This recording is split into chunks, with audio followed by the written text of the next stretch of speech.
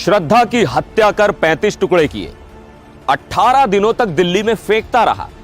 इस आफताब की हैवानियत हिला देगी। मुंबई में दो नौजवान मिले और जल्द ही वो एक दूसरे के काफी करीब आ गए। परिवार को पसंद नहीं आया तो कपल दिल्ली आ गया और महरौली में एक फ्लैट लेकर रहने लगे।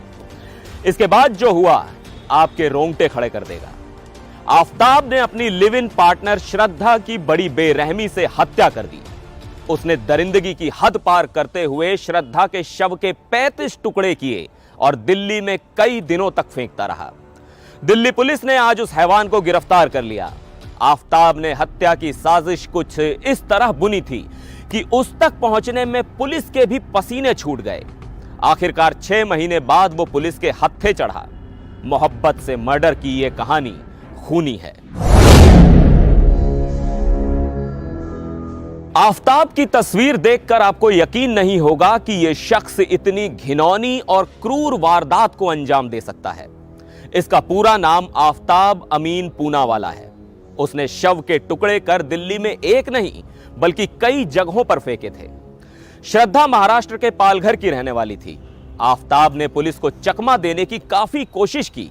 उसे यकीन था कि पुलिस श्रद्धा के शव तक कभी पहुंच नहीं पाएगी और उसका राज हमेशा के लिए राज ही बना रहेगा।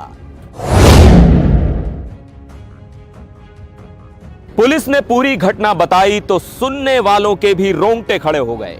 18 मई को किसी बात पर दोनों में झगड़ा हुआ तो आफताब अमीन पूनावाला ने गला घोंटकर श्रद्धा की हत्या कर दी। इसके बाद उसने शरीर के 35 टुकड़े किए और उसे रखने के लिए फ्रिज खरीदा। शायद हैवानियत की इस कहानी को सुनते हुए आपको नेटफ्लिक्स की कोई क्राइम सीरीज याद आ जाए।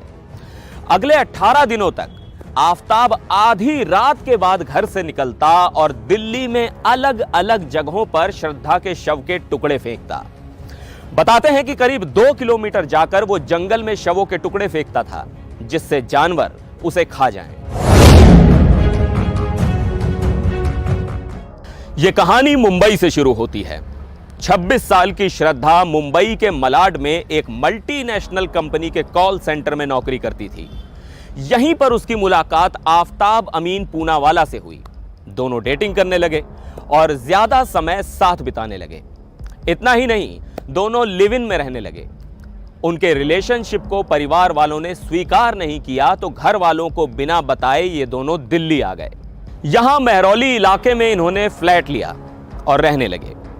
कुछ समय तक तो सब कुछ ठीक रहा, लेकिन फिर जब शादी को लेकर झगड़ा शुरू होने लगा तो मामला गड़बड़ा गया।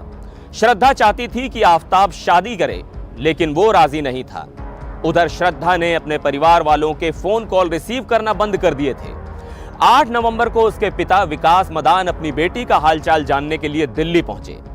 जब वो दिल्ली में फ्लैट पर आए तो वो दरवाजा बंद था। उन्होंने महरौली पुलिस से संपर्क किया और किडनैपिंग की शिकायत दर्ज कराई। उनकी शिकायत के आधार पर ही पुलिस ने शनिवार को पूनावाला को गिरफ्तार कर लिया। जांच के दौरान उसने बताया कि दोनों में लड़ाई होने लगी थी क्योंकि श्रद्धा उससे शादी करना चाह रही थी। पुलिस ने मर्डर का केस दर्ज कर श्रद्धा के शव की तलाश शुरू कर दी है। एनबीटी ऑनलाइन की खास क्राइम सीरीज में आज के लिए बस इतना ही। फिलहाल मुझे दीजिए इजाजत। नमस्कार।